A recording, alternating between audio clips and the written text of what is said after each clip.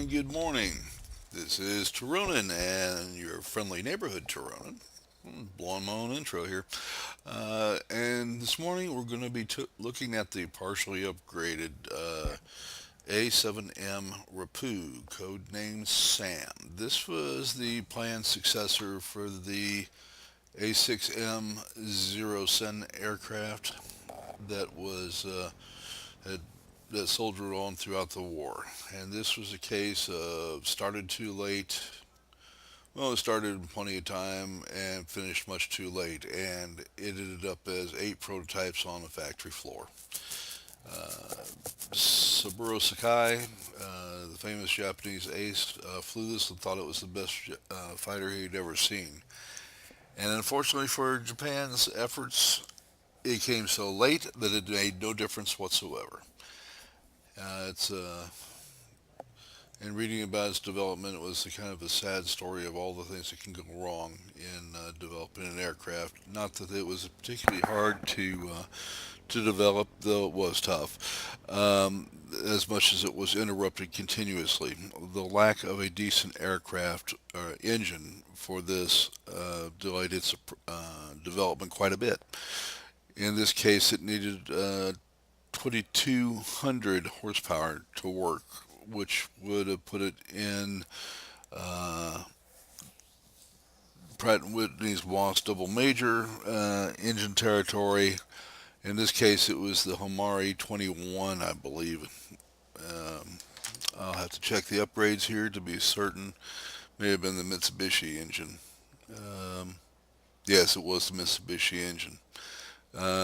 And it was, delivered about 2,200 horsepower. Had water methanol injection. Could have been one hell of an aircraft, but developed too late. And a lot of the late war Japan on the tiers, when you start looking at the tech tree on the Japan side, this was a prototype that never hit ground.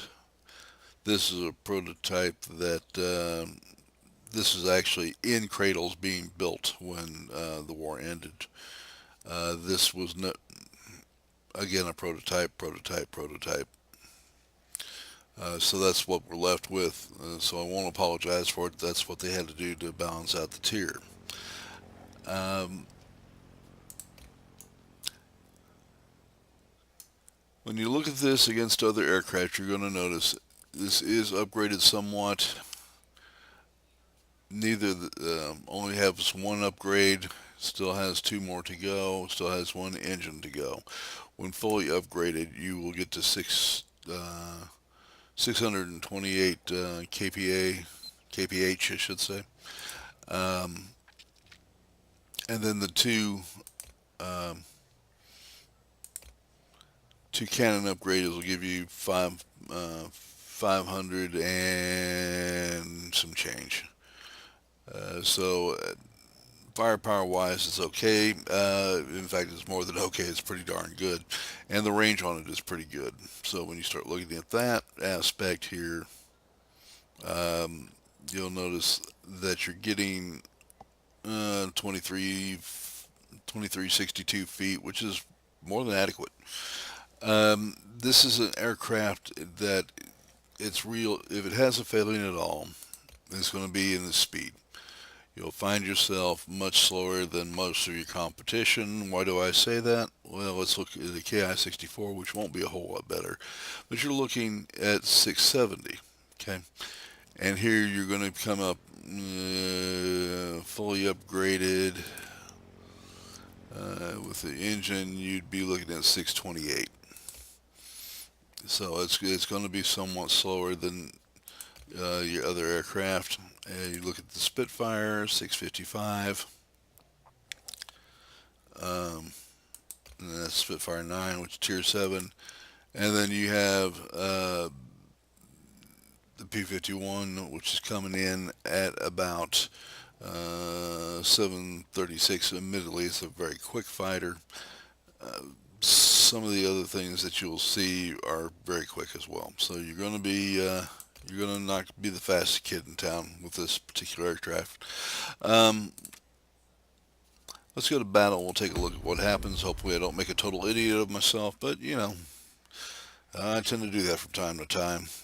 This is a turn and burn fighter at this level. It's a turn and burn fighter with a lot of hit points, however, and it's a turn and burn fighter with a lot of firepower.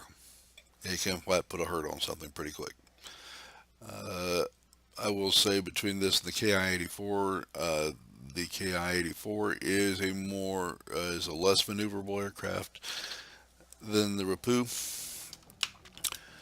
and that was the Japanese name for it, and I'm probably mispronouncing it terribly.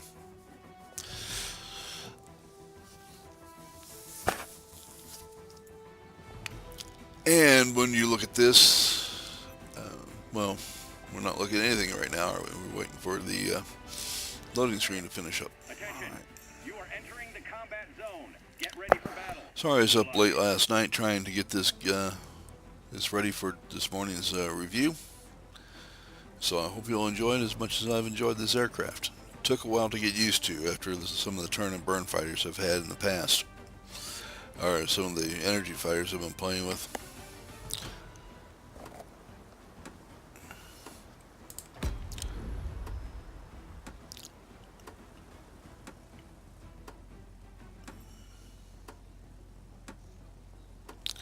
I like these cinematics. It's kind of nicer than what we had before.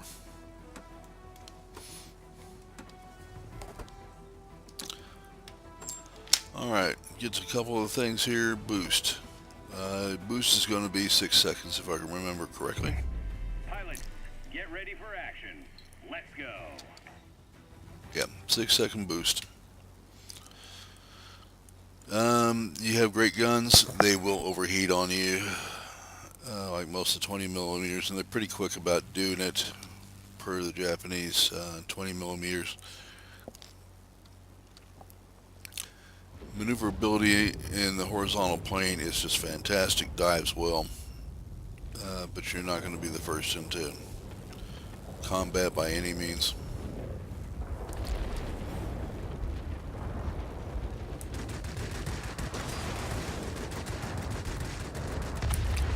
But firepower is good. I can live with that.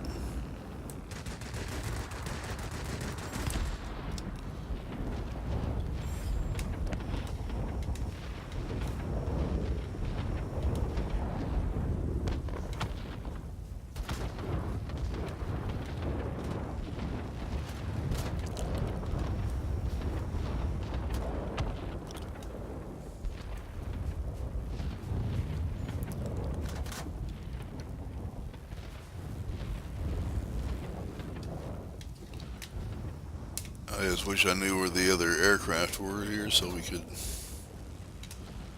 stop getting shot up. I'm going to do a run here, see if I can't reduce the AA a little bit for it, make it a little more pleasant for us.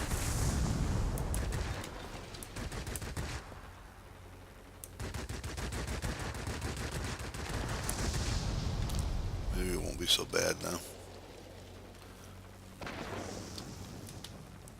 And there's our last air. We'll just yank him right out of the sky. Good firepower on this. You'll enjoy it a lot, and you'll notice the turning circle on this is we're just going to do a 180 here. How's that for turn? Okay, very quick. The bad part about this is what it's always been with turn and burn fighters, which is anybody in the world can run up and make your life hell.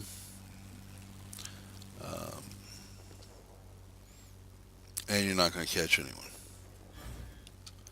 Okay, so suggestion there is make sure you always have some boost on hand. Unless you absolutely have to burn through all of it, don't burn through all of it. Keep your fingers off the W trigger, and you're probably better at that than I am, because I am always burning through my boost, trying to get up there. And no matter how much I've got, I want more. So that's just me. What's in the...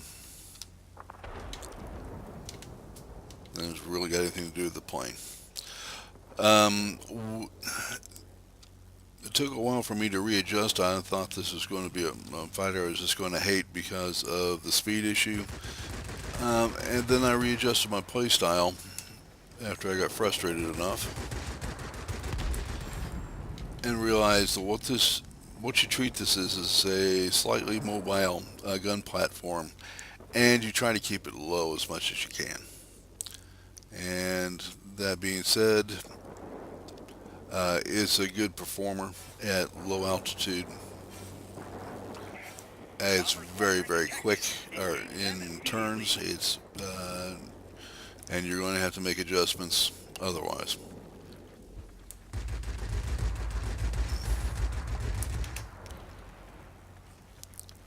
As a Tiger Cat found out, it will put a hurt on an enemy aircraft very quickly.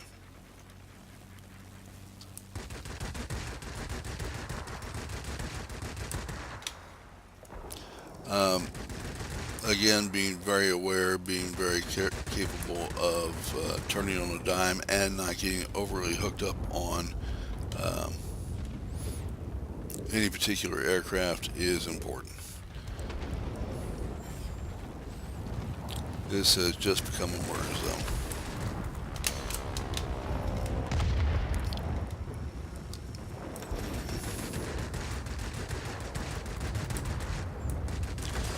It is the Japanese 20 millimeters. You are going to have to lighten up on your trigger some.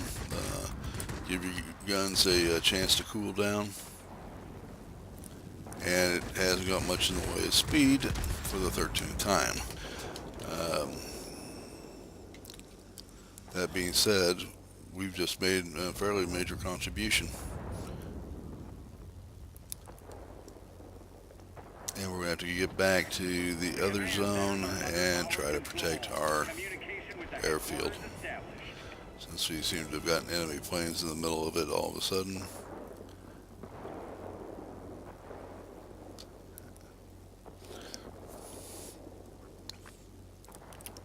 We're going to have to protect our zones. So, when using this aircraft, I try to keep it as low as I can. I try to make my opponents operate at low altitude, and I try to use it as a mobile machine gun post, for lack of a better term. Because it's got great guns, Air supremacy achieved. you can reach out and touch someone, and the solution to anything that wants to shoot at you is get your guns on it. Be good with them, know exactly where you want to be.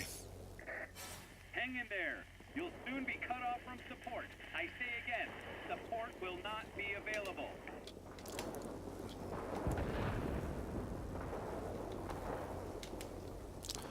Alright. Victory is in sight. Keep it Every up. time I see the name Vasily, I keep thinking of the Hunt for Red October.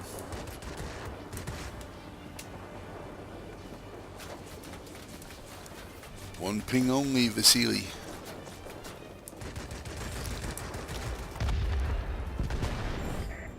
I'm proud of you, pilot. Okay. Head back home. So as you can see, it's a very effective aircraft used correctly. Nobody's going to outturn you in this thing. I think it is the top turning aircraft in the game. If not, it's so close as it's not going to matter a whole lot. At least I've never been outmaneuvered in a horizontal or tight turning game, and even vertically, which is saying something. So it has some real strengths. Firepower. It's going back to hangar. Firepower is very good if you will stay off the trigger button long and not overheat the guns. Range on the 20 millimeters is just spectacular. Very effective, and it's not even fully upgraded yet. When you get the 2 upgrades, I think you're going to be extremely happy with this aircraft. And again, you're going to want to fully upgrade this aircraft. Tier 7 is extremely competitive, and you're going to have a lot of visiting Tier 8 aircraft who are going to be trying to make a dog's lunch out of you. So the additional speed will be most welcome. Let's go over that again just to see what we did here. Silver's not bad. Got great experience out of it, and we've got some free experience out of that. And we came in number one. Well, I've never figured this out where people outscore you and you end up above them, but whatever. I don't understand the scoring system, I guess, at all. Um, and that's the aircraft. It is well worth the investment of time and effort. It is the turn and burn fighter type.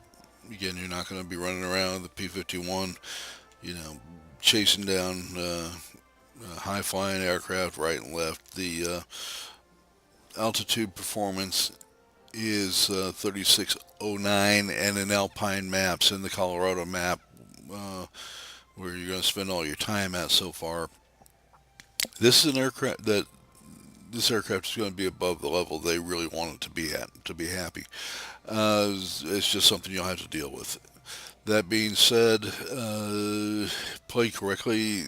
This is a tough aircraft for your opponents to deal with. It's an aircraft I have in a game last night when I finally had this mental adjustment and realized how to play it. I dropped 15 aircraft in this game at this level. I give you an idea just how tough it can be. I'm not a super player. I'm not Mr. Uber. I've lost enough games, and I think anybody that takes the time to see my win-loss ratio will understand why I say that. Mr. I hover around 50% and maybe lower than that now. Don't really care. I have a good time with the game, and I win a lot. So that's it. Listen, I appreciate you very much. I continue to gather subscribers. I continue to gather views. I continue to gather likes, and that's all due to you. From the bottom of my heart and humbly, thank you very much. You're making a success out of this endeavor, and I am extremely appreciative, and I have great gratitude uh, for my viewers who are supporting this. Thank you again.